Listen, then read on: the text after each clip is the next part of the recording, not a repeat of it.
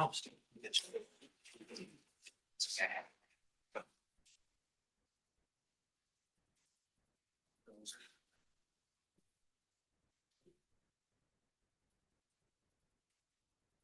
All right, so we could get started for the EMCC meeting for Wednesday, May 13th, 2026. And get started with roll call. roll call. Right.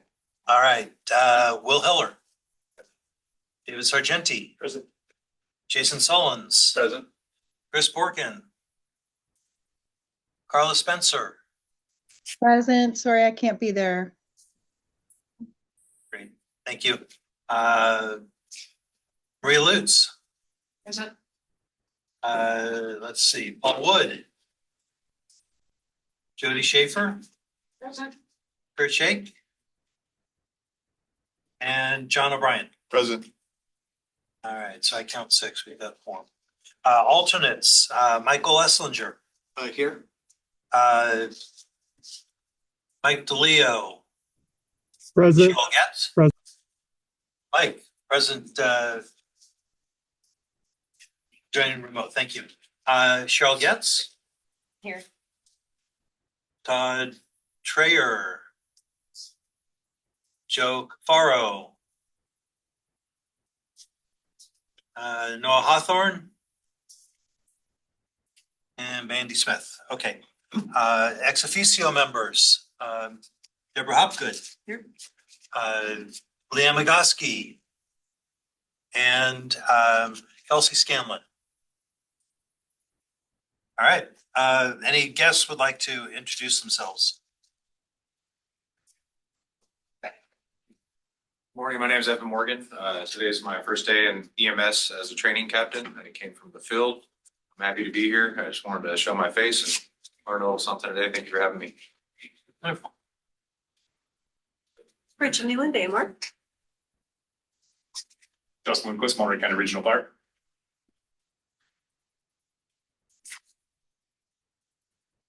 Online, any? Yes. Hi, this is Cameron Silver, paramedic from AMR. Cameron, nice to have you with us. Jalen Neal, EMS agency.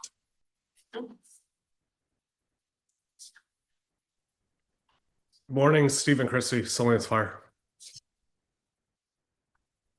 Silas Fisher with Monterey Fire.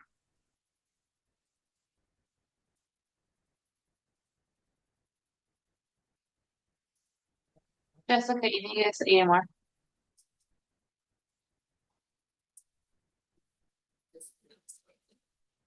I think that does it. EMS agency staff, I'll start with myself, Steve Brooks. John Burley. Rena Moreno, EMS. Kimberly Hernandez, EMS agency. Christina Torres, EMS agency. Devin Delaney, EMS agency. And I don't see additional staff online. Great. Did we miss anyone who'd like to announce their presence? Great, thank you. Okay, moving to item 2, public comment. Any member of the public may address the committee for a period of not to exceed 3 minutes on any issue not on the committee's agenda. The EMCC may listen to all communications, but may not take any action. Are there any public comments? Comments? Right, moving to item 3, approval of past EMCC meeting minutes. So that's March 11, 2026 meeting minutes. Motion to approve. I move we approve. Jody. Second, Chief Sargenti. Sorry. You can do a roll call, or we can do just a general. Just a general. Everybody in favor? Aye. Anybody opposed? So meeting passed. All right, and then moving on to standing reports. EMS Director Deborah Hopgood. Morning, everybody. I'll start off with the staffing update. We recently completed interview process for 2 EMS analyst positions. We are extending offers to 2 candidates and hope to be bringing them on board within the next couple months. We also have recently posted the position for the permanent EMS agency director bureau chief position. That has a priority screening date of May 24th, and more information will follow about that process, I'm sure, once that screening date is reached. We just participated yesterday in a kickoff meeting hosted by the EMS Authority related to a change in our ChemSys data system. So it's the system that data from all of the PCRs within the county flows into, and then also a specialty care system from the hospitals is uploaded into as well. They're transitioning from their current contract to a contract with a new vendor called EMS Flow. The cutoff is a mandatory start date of August 30th, 2026. It sounds like it'll be a lot of work behind the scenes for both us and our EPCR vendor. We'll be holding weekly meetings for the duration of the project, and then we have a certain assigned cutoff window where we'll be doing testing and working behind the scenes on the project. So we'll be doing daily meetings during that. My hope is that most of the workload will come to either the LEMSA or to ESO or EPCR vendor. For those of you who are using systems other than ESO, we may need to reach out to you, have some support from either you or your EPCR vendor. So please pay attention to that. We've got a real narrow window that EMSA has set for us. So the turnaround times on that's very important. We had 4 items go to the Board of Supervisors yesterday. All were approved. One was an extension to the paramedic service provider agreement with Monterey County Regional. Also 2 mutual aid agreements, one with Monterey County Regional and one with Carmel Fire. Those are co-signed by AMR and the EMS agency. And then an extension of our agreement with ESO, our EPCR vendor, for another 2 years. As far as the ambulance service provider agreement implementation goes, we're continuing our work with First Watch on the clinical quality scorecard, along with several items. We're really in a sort of data refining, report refining process at this point. We've identified some gaps in the data that we're receiving through First Watch, so we're working with them to correct those deficiencies, make sure we're capturing everything that we want to and not capturing things that we don't want to. So I anticipate that'll be an ongoing process for the next few months, probably. We're also working to implement the customer service survey. We received approval from EMSA, our formal approval of our LOSOP for expanded scope paramedic services. That just recently came through, has been passed along to AMR.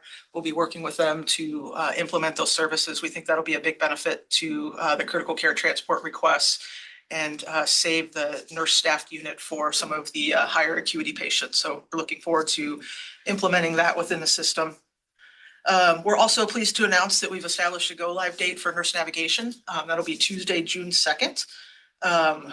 We have finished 3 of the working groups, their work, the clinical determinant working group, the call flow process group, and then the community resource working group. They've all finalized their work. The community education group is still working on some remaining marketing type materials, educational materials that will be dispersed out to the general public. We're also working on the landing page for our website and a couple other materials related to that. Nurse navigation related policies were endorsed by CCC earlier this morning. And we are finalizing some remaining CAD testing with ECD staff. So I just want to take a moment to thank everybody, all of the agencies, the first responder agencies, the transport agencies, the hospitals, ECD. It's really been a big group effort to bring this forward and to get it to the point where we're this close to being able to implement. I really do think it will be an enhancement for the EMS system and save those resources for higher acuity calls and improve patient care and just bring a variety of benefits. So I want to acknowledge the effort that everybody put into those working groups and making this possible. So I also want to take some time to acknowledge some of our staff that have been working behind the scenes on some projects. So our epidemiology staff has been working very hard to compile our 2025 core quality measures for the EMS Authority. Those were recently submitted on deadline. It was a lot of work this year.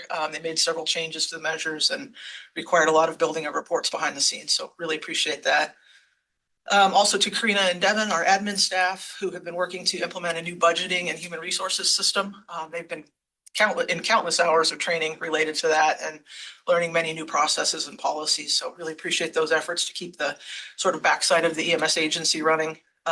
We're also working with the Natividad staff on some new trauma registry software, a revamp of our website, thanks to Karina and Devin for their efforts to move that forward. Again, we hope to bring that probably by the end of the year, early next year at the latest. And then we'll talk later about it, but also the 2025 annual report to the Board of Supervisors, which was another big team effort for our staff that everybody contributed to in one way or another. So really appreciate that. So that's all I have for updates. If anybody has any questions, I'm happy to answer those. Hi, Cameron. I had a quick question for you, if that's all right. Sure, go ahead. I apologize if there's a simple answer to this. Where would the LSOP expansion be viewable for the field crews so that we could review the coming changes? They have currently been communicated to AMR leadership and they will be incorporated into the policies and protocols, but they're not placed there as the program isn't functioning quite yet. So we don't want to have any confusion about the use of those ahead of the formal training and implementation process. Got it. Thank you. Deborah, could you speak a little bit about the media outreach or public outreach on the nurse navigation piece? Sure. AMR's team has been putting together some communications that will be released Prior to. okay. Yeah. Prior to AMR has been building some materials for their webpage, a landing page there. We also have a webpage landing page that we've developed internally that's going through the final approval process. Once it's gone through all of those approvals, that will be posted and the information will be available. There are some documents that will be available in both English and Spanish that AMR's working group is still continuing to refine. That's the one working group that's still kind of ironing things out. And we don't want to release the information too early because we don't want to lead to confusion when the services aren't available if somebody sees it and expects to be able to access it. Maybe, Mike, is that going to include kind of what the user's experience could be with this as they get transferred from one, they call 911 and now all of a sudden they're getting transferred to something else? Yeah, and as I recall, it's almost like a Q&A format where they go through and provide, some, I would say, high-level questions that gives them a pretty good overview of what the program includes. And also you can give some complaint types, if you will, as to what they could expect. Yeah, kind of call flow process, resources that may be available, touches on the transportation issue if they need transportation other than ambulance resources, and then has a map of coverage areas within the program. Thank you. Thank you, Deborah. All right, moving to item B, Dr. Burley, EMS Director. Yeah, thank you, Bill. Just a few things from this morning's CCC meeting. We heard from Kimberly regarding ambulance patient offload time.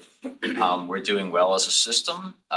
We had one fallout in, I believe it was February, and then that was much better in March. So, but overall, our hospitals are well below the 30-minute cutoff, which is great. So keep up the good work. We, as you well know, have been going through the 2026 policy and protocol update cycle, which started about this time last year and is finishing up in CCC. We had a few policies that were still on the table for endorsement. We went ahead and endorsed those policies. So all of the endorsements have been completed at this point. We're working on training material. Well, we've completed our work on training material, which goes out to the various departments. Steve's done some train the trainers. And so we have a fairly robust training for the 2026 policy and protocol review cycle. We also talked a bit about nurse navigation, which Deborah has alluded to as well. So we got an update on that program. And of course, as 2026 closes, 2027 policy and protocol review cycle begins. So we invited all of our stakeholders to please reach out to us with anything that they would like to see on this next round of policy and protocol. We do have about a third of our policies and protocols, which will be reviewed in this cycle. As you know, we're kind of on a 3-year cycle. So we do about a third of the policies and protocols each year. Meaning that the ones that we're doing for 2027 were really just looked at 2 years ago, and you would think that there really wouldn't be much in the way of changes in 2 years. But if experience tells us anything, we know that as we look at things, we always notice areas that we could clean up language, or perhaps the system has new needs and requirements. So we look forward to 2027. I talked briefly about the EMS authority has sent out notification that it is considering adding ondansetron PO to the EMT basic scope of practice under Title 22. It's currently finishing up its public comment period, which is a 45-day period, which should be ending in the next week or so. Assuming that the EMS authority does not decide to abort that process, what this will mean for LEMSs throughout the state is that ondansetron is part of the EMT basic scope of practice, which doesn't necessarily mean that all LEMSs adopt it. It means it's available for LEMSs to consider and adopt. So I just introduced this as a topic to think about. In general, I'm supportive of the medication. I know that it's helpful for patients who may have prolonged transport times, especially with VLS providers coming from rural areas. And so it gives them a way to treat patients who are experiencing GI upset. The question, of course, is if we do adopt it, we'll need to do some training, some policy and protocol updates regarding that, and then it would become part of the stock for BLS units. So the question was, does this pose any issues in terms of financial issues or any other concerns in terms of the practicality of making this medication available throughout the system? So just give us some thought. We put it on the agenda for next CCC meeting where we can talk about it some more. And if we decide to move forward, that can be incorporated into the 2027 cycle. There's a national pediatric readiness project that occurs every year, and essentially it allows the hospitals to take stock of their pediatric preparedness. And we in the state of California, there's about a 52% compliance rate in terms of going through the process for hospitals. Monterey County is doing much better. We have 75%. So 3 out of 4 or our 4 hospitals have already completed that pediatric readiness report, and the other hospital will be completing it, I think, by the end of the week or by the end of the month, which is the deadline for this annual report.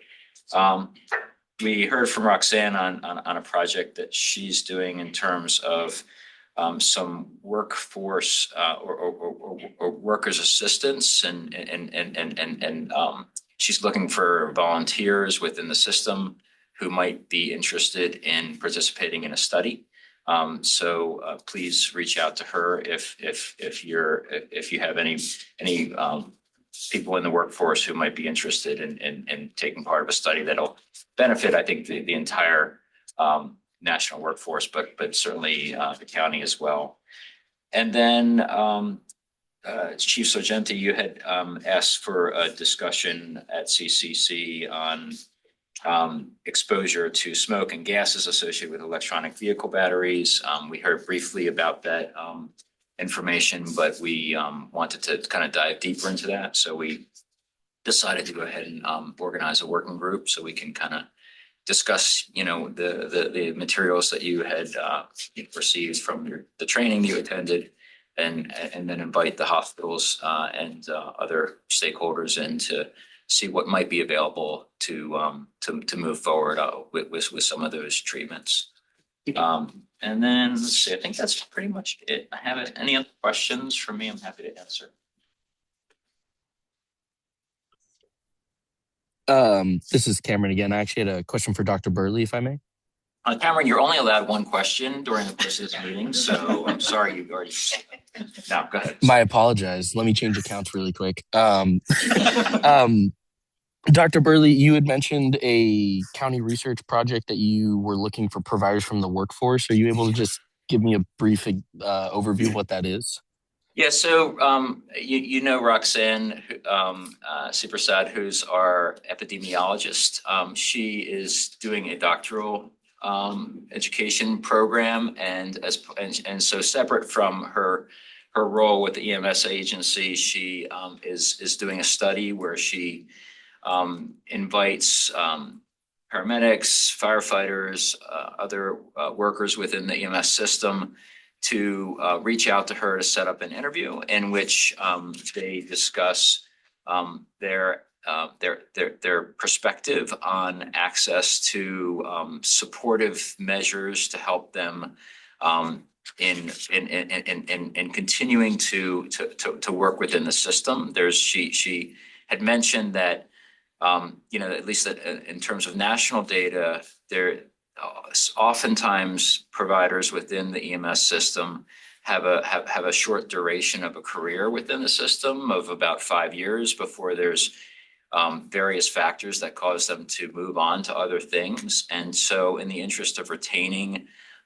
talent and supporting the workforce, they're looking at what can we do to help with retention and to help people navigate other issues that may be potential obstacles to them staying within the system. For example, financial issues, childcare, transportation, just the retirement, all the things that are sort of in the background of employment.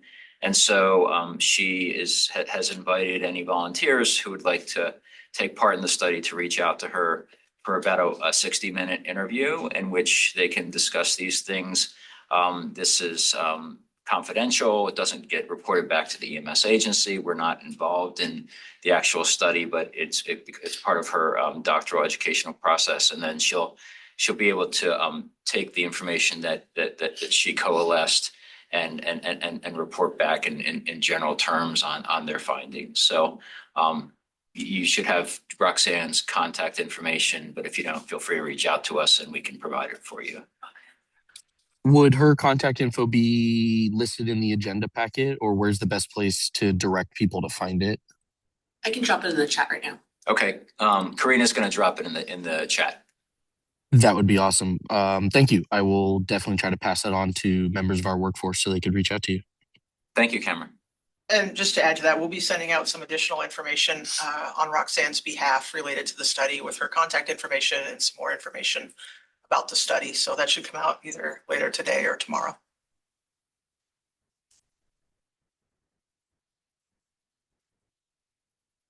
Any other questions? Thank you, Dr. Brewing. Moving on to item C, the mock. Deborah. Yes, so there have been a large number of drills and exercises going on since the last meeting. So we've participated in both planning efforts and directly in the drills related to the statewide patient movement plan, the health department role in family reunification processes, and the medical response surge full-scale exercise that recently took place. We've also been working on some other projects at the request of the state, including polling the hospitals for information related to their bicillin inventories. Appreciate everybody that's gotten back to us at this point. We have one facility that we're hoping to gather information from today. So hopefully we'll have that and be able to send that off to the state. We've also sent out a couple of polls for ambulance strike team related resources. Thank you to everybody who's responded to those. The most recent one is still out. They are looking for either ambulances or ambulance strike team leaders to participate in a statewide exercise in Sacramento. I've sent out some information about that. It was earlier this week. So if anyone's interested, there's a link within that email to respond and offer to participate. And then finally, we did a presentation to the joint Monterey-San Benito County Healthcare Coalition on the MOAC program, when to access the program, what we can help with, that sort of thing. So that's all of the information that I have. If anybody has any questions, happy to answer. Can I just say that we don't have a chat option in the webinar format, so I will email Cameron Roxanne's information. Perfect. Thank you, Karina. Thank you. I was struggling to find that.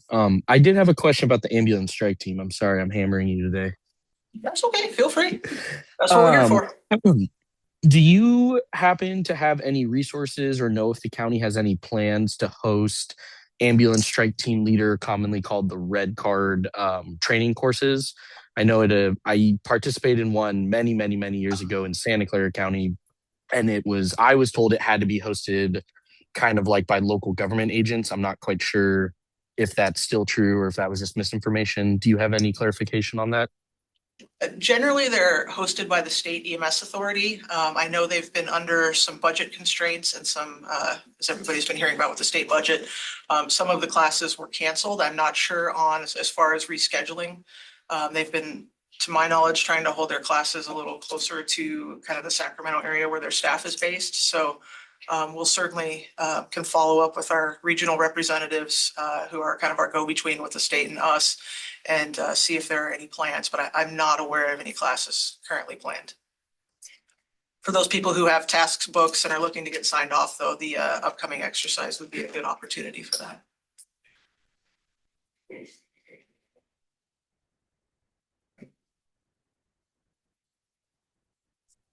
Perfect. Thank you. Hey Cameron, can I ask you to drop your email in the question option? Yeah, Cameron, absolutely. I can email you directly too. Perfect. That works. Thank you. Right. And on to item D, contract compliance working group.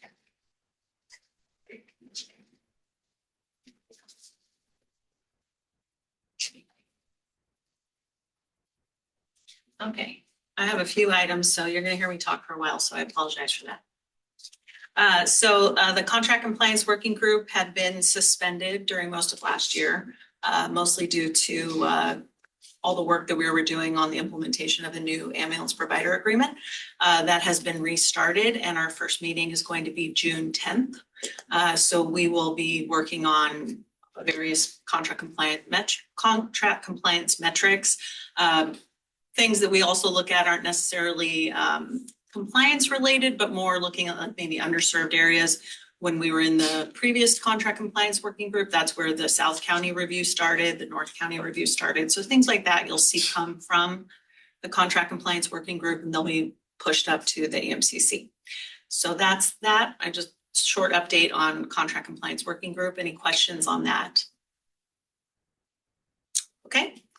And if it's okay, I'll just keep on rolling.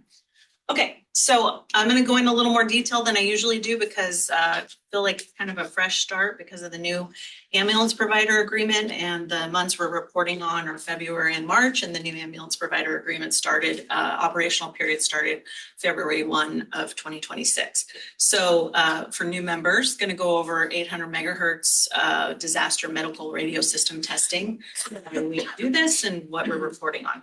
So the 800 megahertz radio system is a redundant system that AMR Dispatch has and all the hospitals have, and they do testing every day. So if for any reason other systems were to go down, they can still communicate with the hospitals.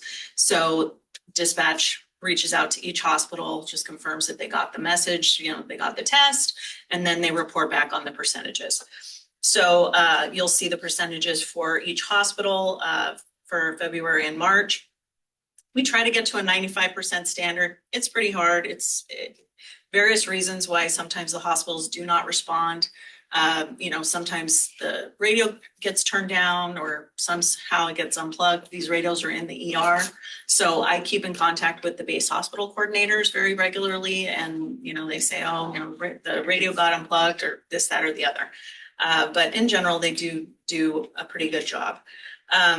Also, to touch on 800 megahertz, I have been in contact with all of the hospitals because the county radio shop had let us know that the 800 megahertz radios that were currently in the hospitals, except with the exception of Sneeze Valley, their parts and things were coming to end of life, and they weren't going to have any more replacement parts. So if somebody called in and said, this part isn't working, we're going to have to try and scrounge up some pieces to make it work. So in working with Marshall Smith, who is a hospital preparedness program coordinator with public health, they were able to find some funding to get all new 800 megahertz radios for the 3 remaining hospitals and for AMR Dispatch. So Marshall's working with the radio shop to get that in order. And so I'll be in the loop on that. And so I've been contacting the hospitals and Marshall as well, but they're first working on the funding, making sure they're getting all the equipment ordered. And then when I have more information on when they'll actually be installed, I will update that at probably the next meeting. Any questions on 800 megahertz? Kimberly, will 800 megahertz continue to be a standard for disaster medical radio systems? I mean, that thing's been in place for. I believe so. Yeah, I don't Okay. see why not. I mean, it is a redundant system that we need to have. So, Okay. yeah. I mean, I don't know of any other one that like works better than that. I would guess that the radio shop would probably tell us like, hey, there's new things out there, but they seem to say, there's new equipment out there. They just know that the ones that are existing are dying. So I they need to think they replace. predated me. Yeah. Okay, you can go on. And I'm sorry, the funding for that? It's from the health department, and I think there might be some grant funding. To be honest, I don't work on that part. That was all Mark, give Mark all the credit. He found the funding for that because he works in hospital preparedness, so helping the hospitals, and obviously it's a hospital resource, and so I can't take any credit, and I don't specifically know where the money came from.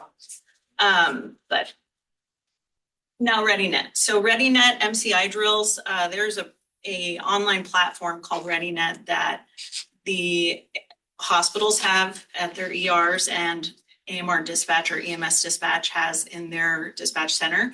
It is a platform that is used to communicate with the hospitals in real time for if there's an MCI or if a hospital has their CT scanner go down or if they're on some kind of trauma advisory, stroke advisory, whatever it might be.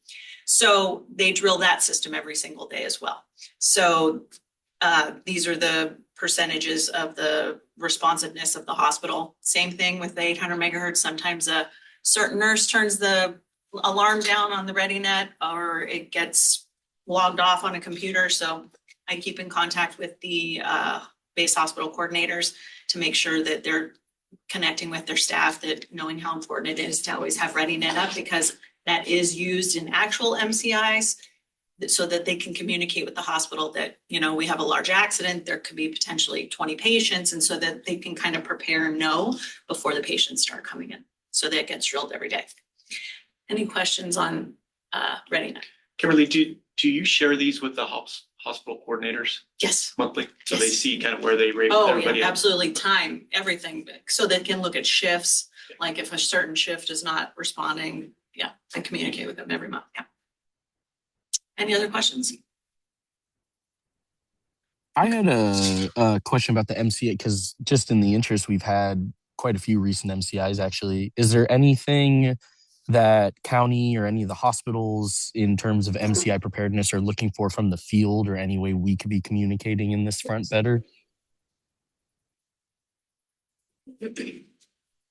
Well, that's kind of because this is about the drilling and the notification. I mean, that's more maybe a topic to do with the MCI plan. I don't know if that's an item we would bring to another meeting to discuss.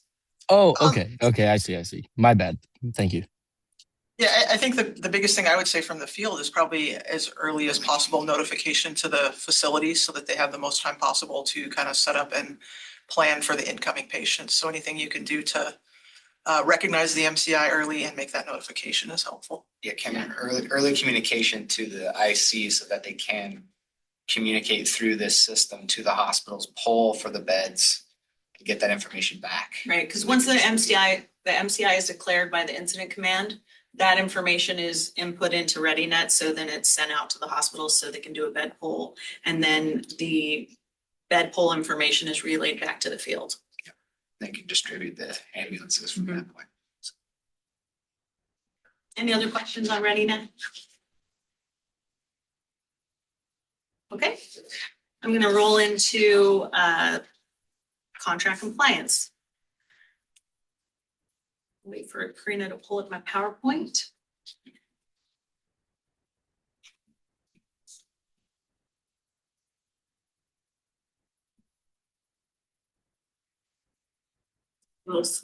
Okay, so this PowerPoint is new because this is the start of the new agreement, going back to February 1, or the agreement operational period started February 1 of this year. You can go ahead and go to the next slide, Karina. So on this slide, you're going to see the map of essentially the county, and I'm going to kind of go through each piece of the map and what it means. So response area 1 is the kind of the darker green you see up in the legend up in the corner, is considered an urban response area, which means it has a higher call and population density. Response area 2, which is that light cream butter color, is considered a suburban response area, which is a slightly lower call volume by population and more pockets of population. So there might be, for instance, Gonzales, Soledad, Greenfield are in the response area 2, which is, there's pockets of population with nothing in between. Response area 3 is considered a rural response area, so that's a lower call volume and sparsely populated.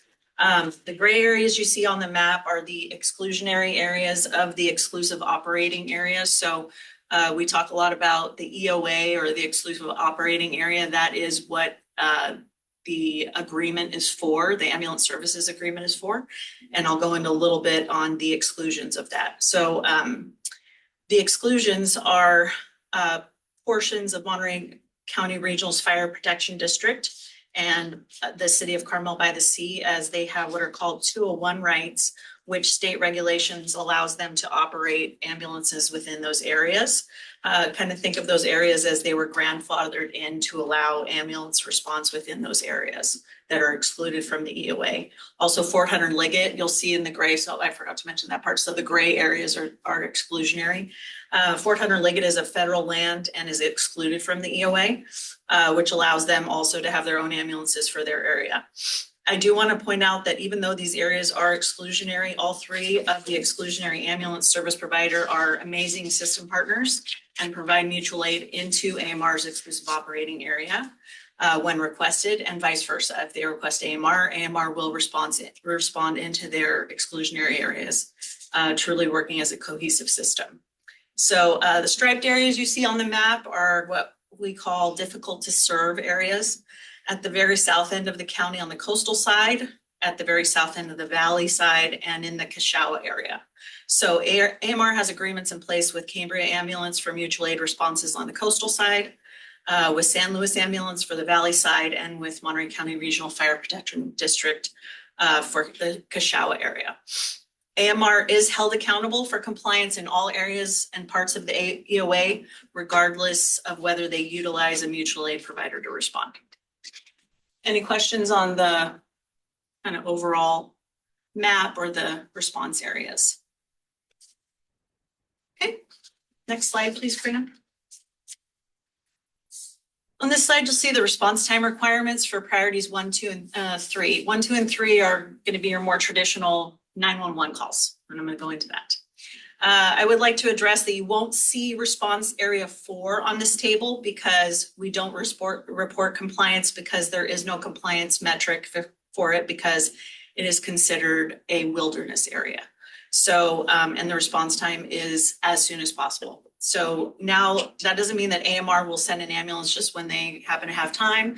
It's that the call is still prioritized just like it would any other call, and the ambulance is dispatched as it would be for any other response area within moments of being received by EMS dispatch.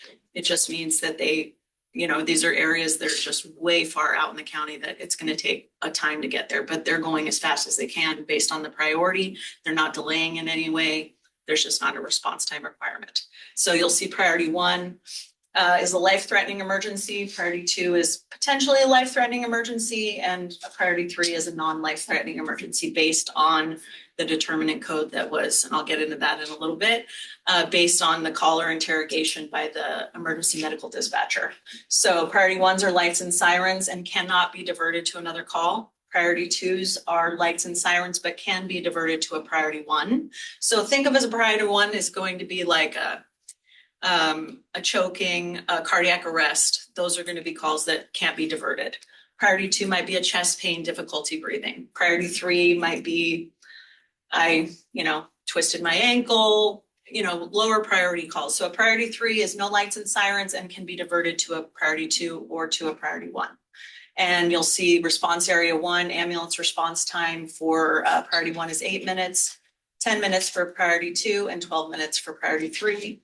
Response area 2, 12 minutes for priority 1, 16 minutes for priority 2, and 20 minutes for priority 3. And response area 3, again, that's the rural area, 16 minutes for priority 1, 20 minutes for priority 2, and 24 minutes for priority 3. Any questions on the response time requirements? Okay. Next slide, please, Karina. On this slide, you'll see AMR's response time compliance since the beginning of the operational period, which was February and March for response area 1.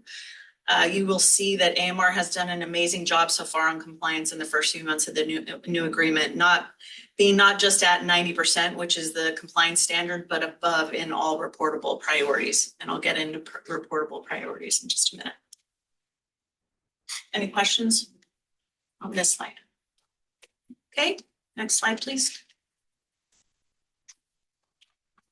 Response time compliance for response area 2. Basically the same story. All of the reportable priorities, which were priority 1, 2, and 3 for response area 2 were well above the 90% for February and March. Okay, on to the next slide, please. Response area 3. So on this slide, you'll see that only priority 2 was reportable for February and March because in the agreement, there is a 100 call rule. And the 100 call rule was not met for priority 1 or priority 3 for these months. For context, priority 2s generally have the highest call volume regardless of the response area.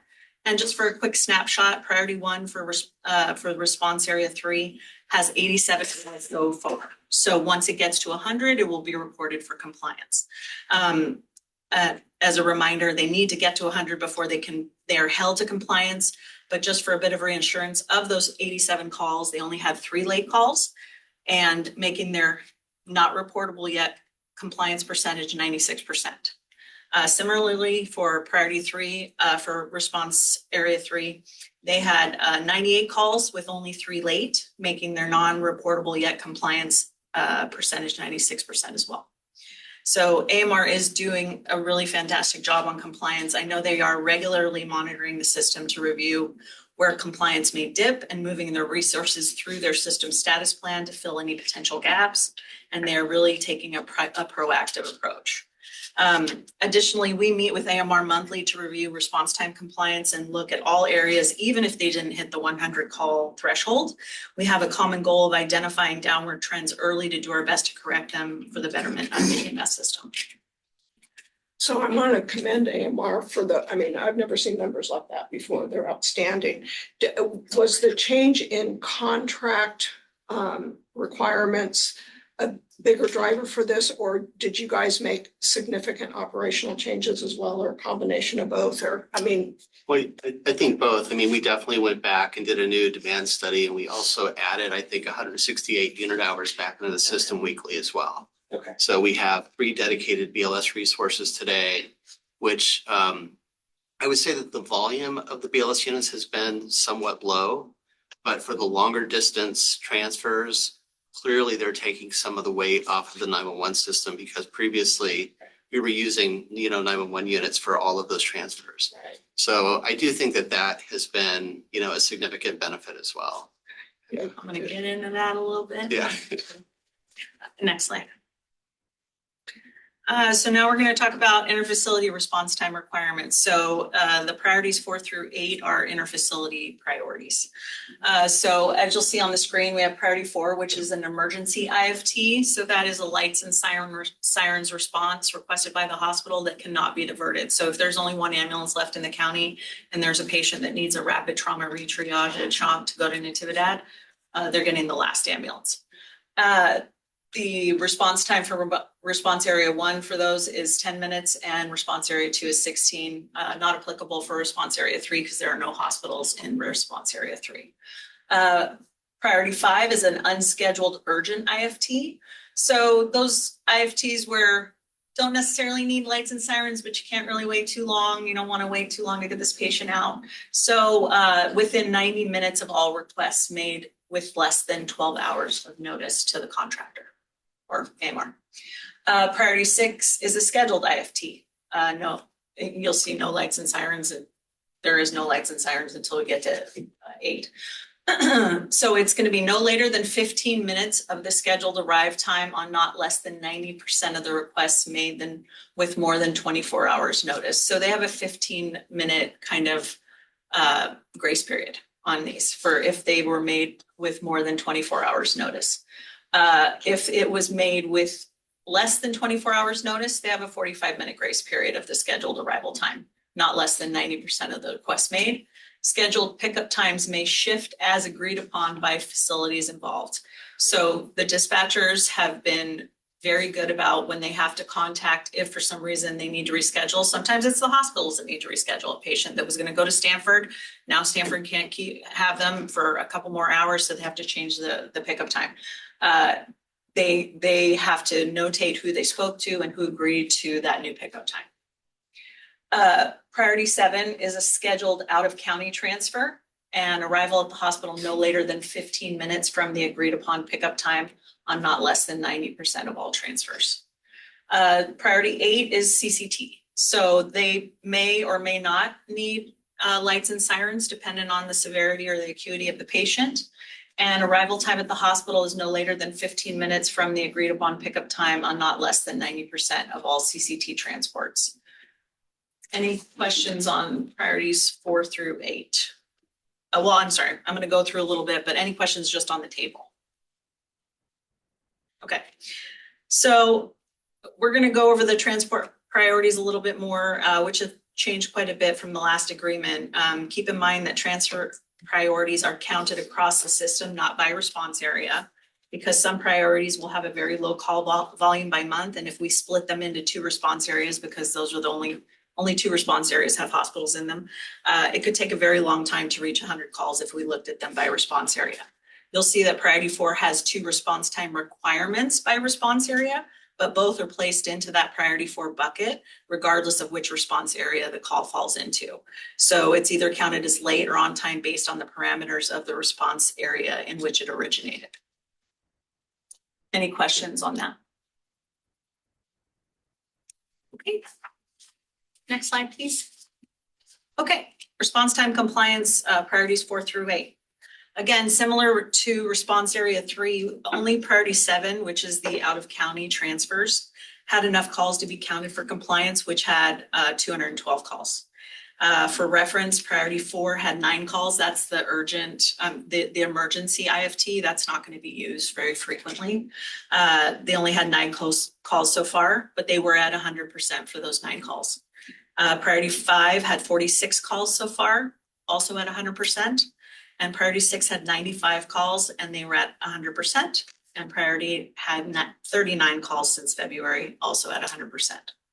So again, we look at each of these priorities each month during our contract compliance meetings with AMR, regardless if they met the 100 call rule, to identify any issues before compliance is calculated. Any questions? The only thing I should add is that I realized when I said it, I gave a wrong number. So it's actually, we added 252 scheduled unit hours into the system. So just to be entirely transparent, we still have a lot of sick calls. There are times where we'll prioritize moving EMTs onto the paramedic units if needed. But for the most part, we definitely have those units scheduled each day, 36 hours a day. Yeah. Oh, next slide, please, Bruno. This is just going over interfacility transport call volume. This slide illustrates the call volume by priority. You can see that overwhelmingly priority 7, which is the out-of-county transport priority, has the highest call volume. Since AMR has added 3 BLS ambulances into the IFT system, they can handle a fair number of these transfers, which keeps the unit, whichever one's responding to it, out of the system for longer due to the travel time to and from these out-of-county destinations. So this has enabled to keep more ALS units here in the system, not only for 911 calls, but also available for the higher acuity IFTs. Any questions on this? So this is Dr. Hoffman from this is Dr. Hoffman from Mee Memorial, and I think we're very isolated in South Monterey County, and I do have to say, at least subjectively, we've seen substantial improvements in response times. It's really been helpful for us and for our patients over the past few months. So thank you to EMR and for County EMS to help make this change. Thank you very much. And the only other thing that I would add is that, I think in June, it'll even become a little bit more exciting because you're going to see the effects of Nurse Nav. So in the beginning, I think it's probably going to be very conservative, but as the program matures and basically we become more comfortable with it, it could have a significant impact, I would say, within the next year or two. Thanks, Mike. So based on Dr. Hawthorne's comment, are the majority of the transfers from me up here or from here to out of To county? Will. I believe they're going back up to the greater Monterey Peninsula. I think For the most part, Natividad, followed by SVMH, and to a lesser extent, if they're going out of county, would be for pediatric transfers. And those disproportionately go by air to Stanford Children's. Yeah, just from experience, most of me Memorial transfers are coming up into Salinas. One of the other great benefits has been the tools that we've had at our disposal starting in January with First Watch and kind of being able to look more at the unit utilization and better allocate the resources, units that weren't getting much volume, and readjusting the ambulances in real time so that they're better positioned to capture those higher priority calls in real time instead of just having them sitting and doing nothing for the day. So I think I asked the question the wrong way. So basically you're getting 3 calls a day in that purple category. Are they half of them coming from me and the other half coming from the hospitals up here going out of the county? What's the percentage of? I mean, I don't have those. Hard to know. Will doesn't have it in front of him and I don't have it in front of me either. Okay. But definitely something I can pull for contract compliance working group, which is in a month. Me Memorial's doing 360 to 380 transfers per year. So it's just over 1 per day on average. Okay. Yeah, but we can definitely look at the breakdown the hospitals. If we're on 100%, doesn't matter. I get it. You want to know where they're coming from. So I can definitely prepare that for the contract compliance. You can go on to the next slide, Karina. So want to go over medical priority dispatch system performance. So let me go into a little bit about what this slide means. First, it is showing how many calls that received a medical priority dispatch system determinant code, which means that the call was transferred to AMR dispatch and went through what's called the EMD process, or the emergency medical dispatch process, which is where dispatchers take a caller, they ask scripted questions, protocoled questions, finding out what the patient's chief complaint is, and then they get to a determinant code so that the call can be prioritized. The top number is those calls. So going back to that, the bottom number, which is the green, means that the call went all the way through the EMD process and got a determinant code. The top number is those calls that needed to be aborted before the dispatcher got a determinant code because help arrived before they could get the determinant code. So we want to essentially give AMR dispatchers credit for all the call processing calls that received a determinant code, and even those that were essentially outside of their control to get one because help got there before they could get to the final determinant code. I also want to point out that you'll see at the bottom in the green percentage of adjusted call volume with determinant code. That means we take all of the calls that AMR received for response, not necessarily received for transfer by phone. And but many of them don't receive MD because some of those include like IFTs or when police call for a 5150 transport. So we know those are never going to be calls. They're going to be sent over for a response, but they're not going to be sent over for the dispatcher to do an interrogation. So we remove those calls because we know AMR will never be able to get the call for EMD. So in all fairness, they should not be accountable for a call that we know they will never receive. So that's why it's adjusted call volume. So now what about the other 10 to 15% of calls that may or may not have received EMD? Well, some of them never received because there was a scene safety issue where the county dispatcher stayed on the line because maybe there was a shooting and they have to get critical information from the reporting party about scene safety issues. So they're not going to transfer that over to the medical dispatcher. So we're never going to get to 100% because there are certain calls that are we know are never gonna get transferred over, and then there's some that could or could not, depending on what's going on in the initial call taking phase. And does anyone have any questions on that?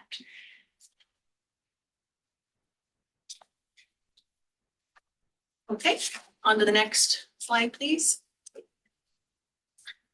Okay, so this is emergency medical dispatch compliance.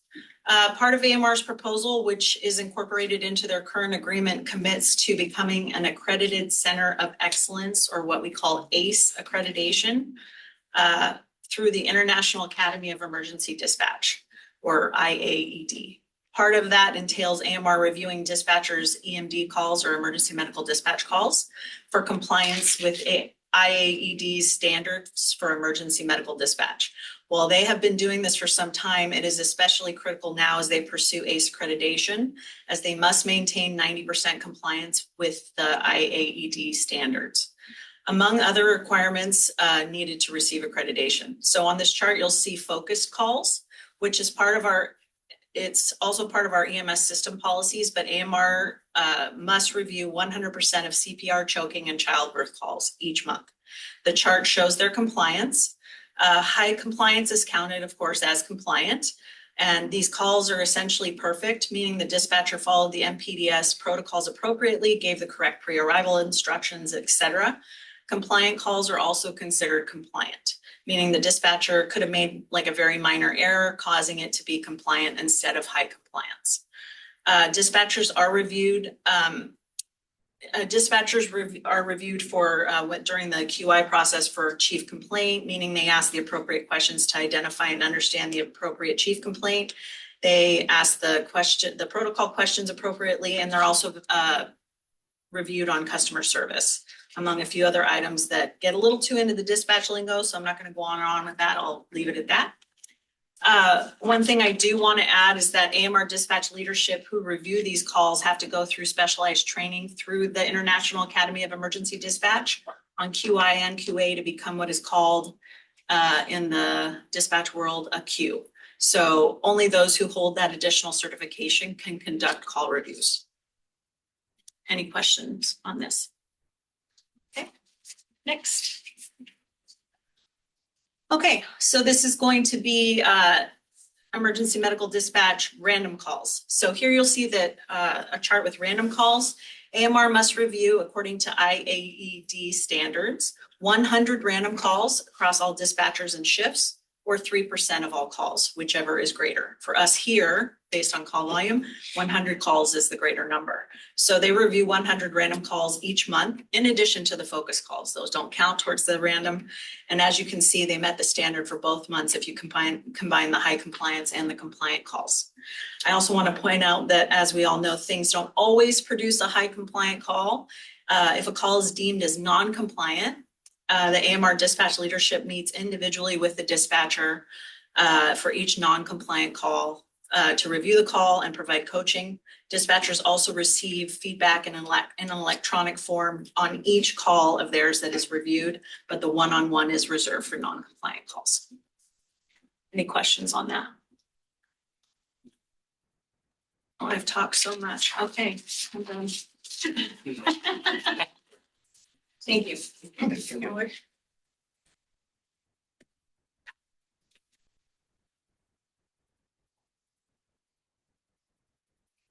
Moving on to item C. I don't remember. Sure. It says March. March and September. March, September. As with all the others. Education as a whole. And so moving to item B, pardon me. That's me. Oh. So folks, EMCC member remarks. All right, so what I'd like to address here, I guess pulled up again, is the renewal of member appointments. Half of the EMCC is appointed or reappointed, appointed every year. So it's a 2-year cycle. And so half of this group, your appointments will end on June 30th. So we hope that anyone whose term ends June 30th would like to remain a member of the committee. But we do need to have, if you are a citizen rep, have you let us know that you're interested in continuing. If you are recommended by an organization, for example, the fire chiefs here recommend the ALS and BLS fire representatives. So we will need those if you're up for renewal. So the people who are up for renewal for this year are for the BLS fire rep, Jason Solons as the current member and Cheryl Getz as the current alternate. We will have for the hospital consortium, we have Carla Spencer as the primary member and Joe Cafaro as the alternate. We have for the ED physicians, Marie Lutz as the primary and Noah Hawthorne as the alternate. And we would love to have both of you continue. As with all the others, city managers, Paul Wood is the primary and we've lost our alternate for that position. So city managers will be looking for nomination or recommendations for both of those. And don't believe you're with us today. We'd love to have you continue. And then finally on citizen reps, we have John O'Brien, who's with us today in person. And believe it or not, you took the spot that is due, and we'll see if we can't streamline so you don't have to just redo what you I'm just out of did. here. It is that opportunity. So if you don't like us, you could easily slip out. But yes, we would encourage all of you because we do value the input. Continuity is also good, but if your organization would like to update or reorder, that's up to the organization. But please let us know as soon as possible so we can get the nominations completed to the board. Unfortunately, the board, getting things on the agenda for the board to do the appointments is not a short process. So expect to hear from me at least a couple times if I don't hear from you. Any questions about appointments for this coming year of EMCC? Mr. Brooks from Cameron, are you going to be in the office later today? I could try to give you a I'm call here to talk about appointments for the field position. Here all day. Okay, perfect.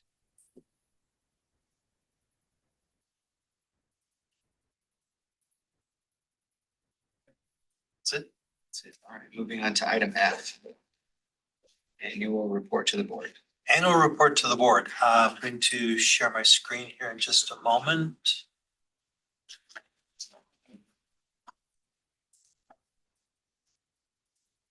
Have to get around to the right screens here, or maybe.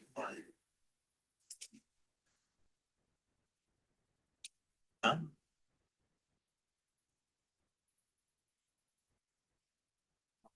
Here we go. All right. So as part of your agenda packet, you will have received materials related to the EMCC annual report to the Board of Supervisors. We brought that to the committee last month for review and sent it out. Everybody should have a copy. The only thing that was not part of the copy was the cover letter from the chair. And so this is what you see on the screen is the cover page.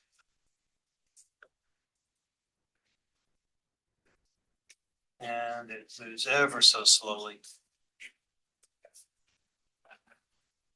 Come on.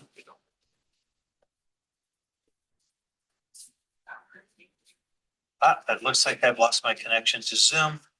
Sorry, let me reshare my screen.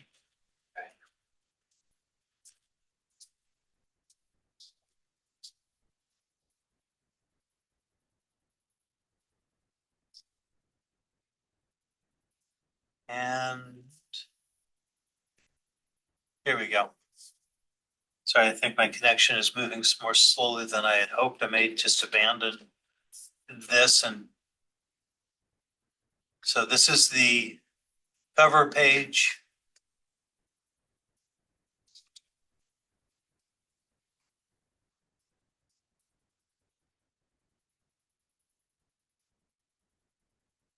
So here we go. This is, as you saw at the last meeting, the annual report. We highlighted a lot of what this group dealt with in the last year from January to December of 2025. The information provided at the beginning is really just what the group is, what it does, what's required under health and safety code. We give you guys a little bit of glory and who the membership has been for that time. Put you in front of the board who appointed you.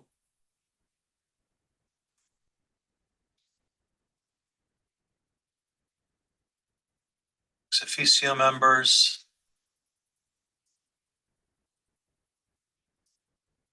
And then this group does get a lot of reports. That's part of what you do, is to monitor, what's happening in the EMS system.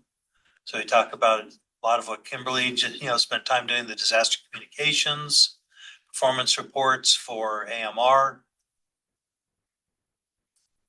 dispatch performance, gives some some basic numbers so the board knows what you guys saw.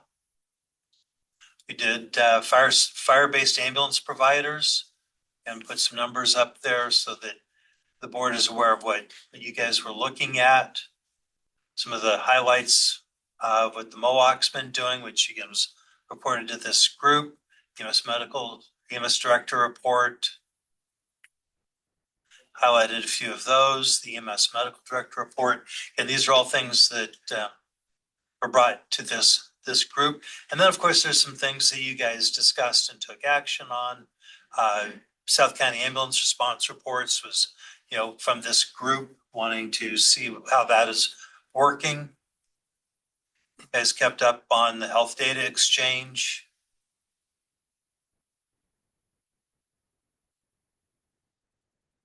The ambulance agreement, which is, came into play this year. We looked very closely at EMS policy 3030. And then two main endorsements, the annual report to the board and special tax disbursement. And buprenorphine was brought here as that program continued and enhanced. Looked at behavioral health for pediatrics. Yeah, there's a lot. And then of course, a little bit about how the committee did. You guys are here. We didn't lose any committee meetings. We reported from two subgroups, well, three subgroups. One didn't ever meet, but I'm sorry, two subgroups, which is clinical care committee, CCC. So again, there's quite a bit done through this group. We have high expectations for 26 and moving forward. I handed to you the letter from the chair, and that completes the annual report from EMCC. And so we are looking for endorsement of this report so we can take it to the board on your behalf. And if there are any questions? And Will, would you like to address your cover letter at all, or? No, I just wanted to make sure that it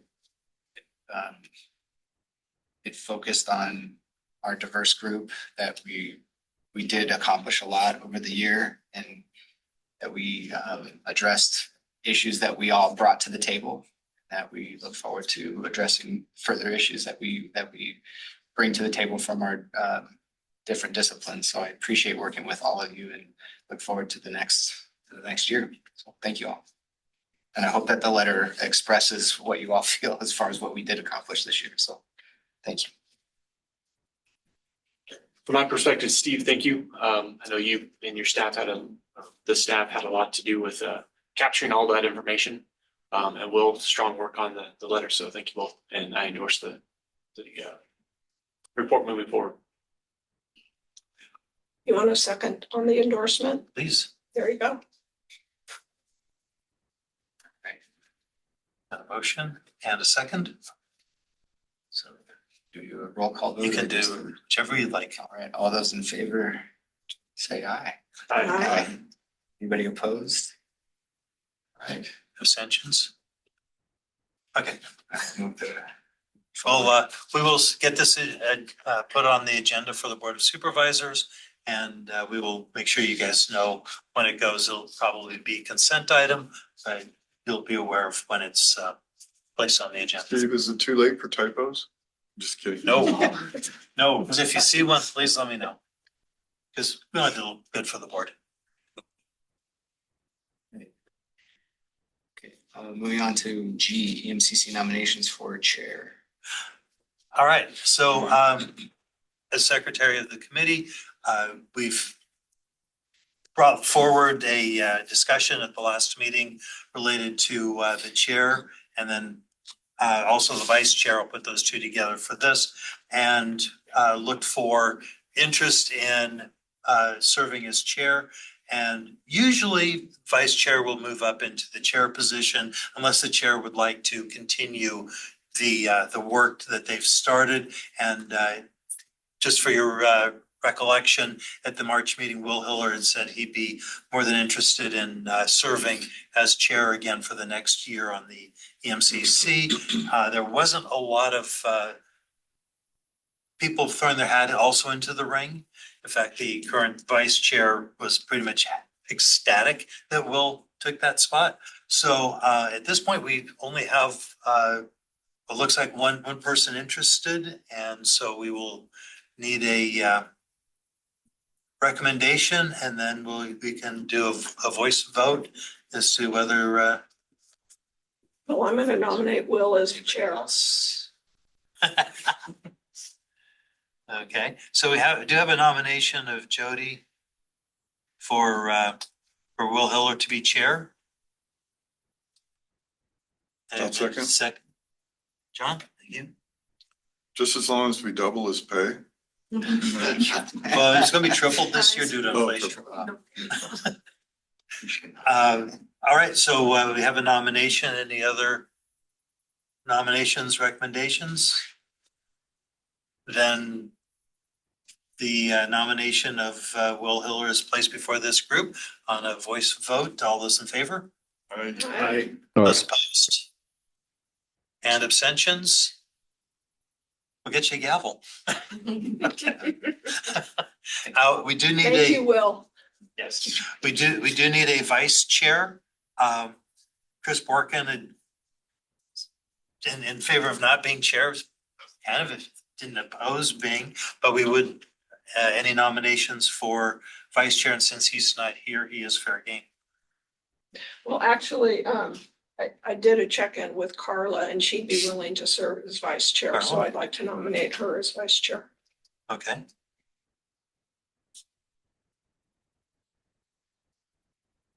Any other nominations?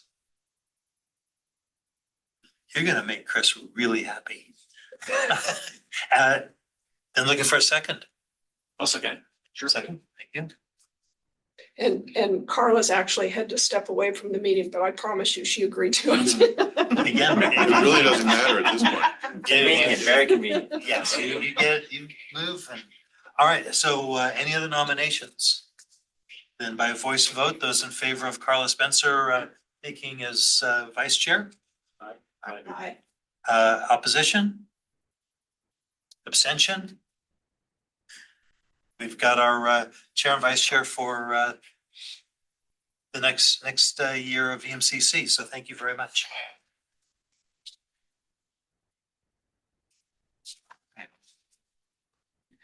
Okay, so moving on to new business. That's annual report, Deborah. So there is a copy of the EMS agency's 2025 annual report to the Board of Supervisors contained within the agenda packet. This year's report sticks to the same format that we've developed and used over the past couple of years. So It starts off with some introductory information about the EMS system as a whole, the different components, how they work together, that sort of thing. It's followed by data related to operations, dispatch, training, education, that sort of thing for 2025. And then a review of accomplishments, highlights, and some goals for 2026 in the third and final section. So we generally take that to the Board of Supervisors during EMS week, which we are doing this year. We also like to do the presentation at the same time.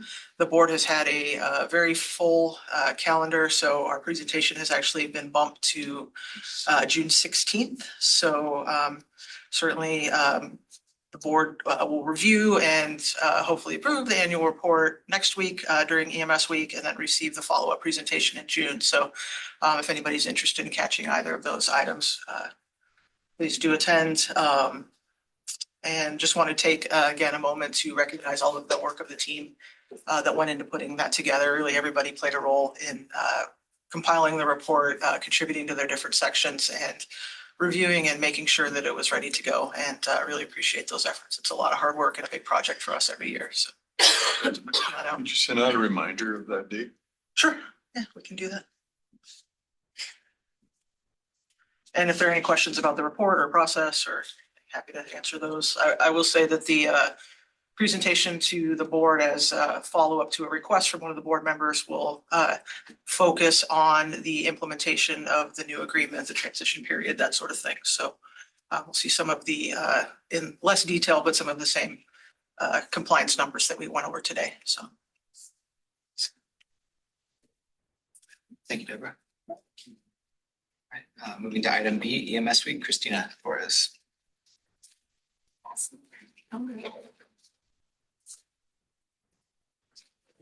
I have a flyer.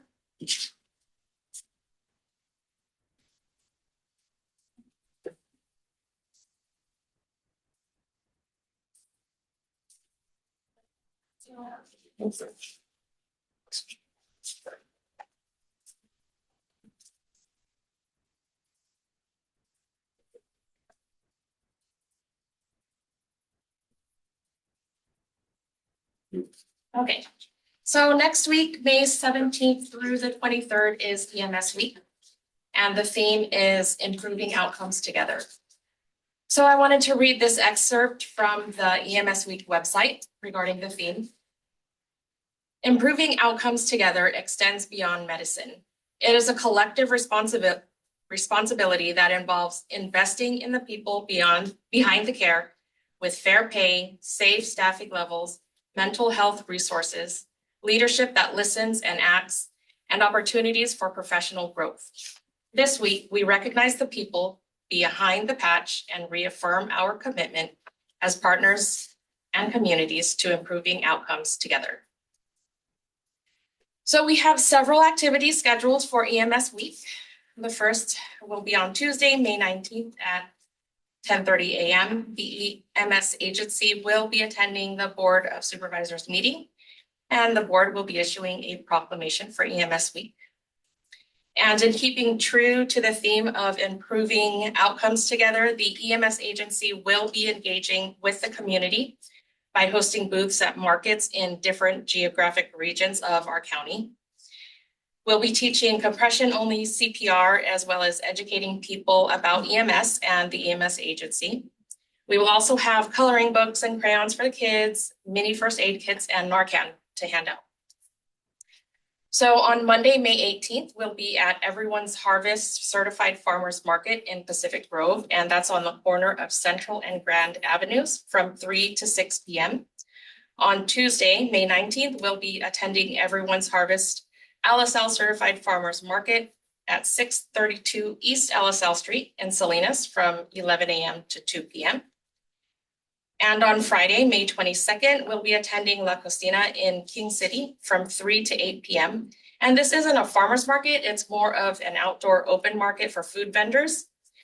And the address is 815 Broadway Street in King City. So feel free to stop by at any or all of the markets. We would love to have representation from our EMS provider agencies. And if you speak Spanish, it would be great to have you so that we can engage more with our monolingual Spanish-speaking community. And then on May 20th, AMR will be hosting a buprenorphine refresher training for our EMS providers. And this will be held at AMR's Monterey location at 2511 Garden Road from 2 to 4 p.m. We'll be hearing from Dr. Burley and from Dr. Close of Central Coast Overdose Prevention. So we hope to see you all next week. Thank you, Christine. Moving on to announcements for the good of the order.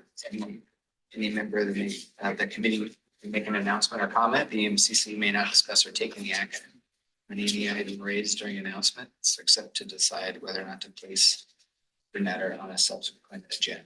Any announcements for the good of the order? I have one item. So last week was Public Service Recognition Week. So it's a week set aside to honor government employees at kind of all levels of service. So be it federal government, state, county, local governments. And as a part of this week's initiative, our CAO and health director undertook a special initiative to recognize our employees within the county who have over 15 years of service. So we are blessed and lucky to have one of those employees among us.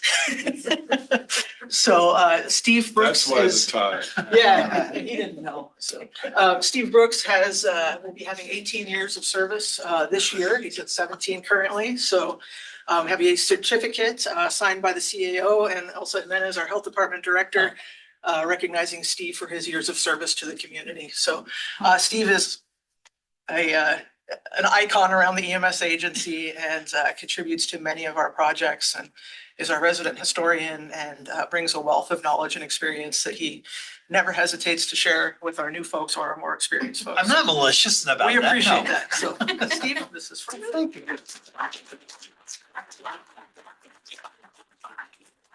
Thank you. Just real quick, yesterday I was accepted membership, but there's a Dinosaurs of EMS group. I was accepted for membership at that. Apparently, you only have to have started in EMS, I think it was 1990. So yeah, I thought that was a little young. But anyways, thank you. I appreciate this very much. I'm honored. Thank you.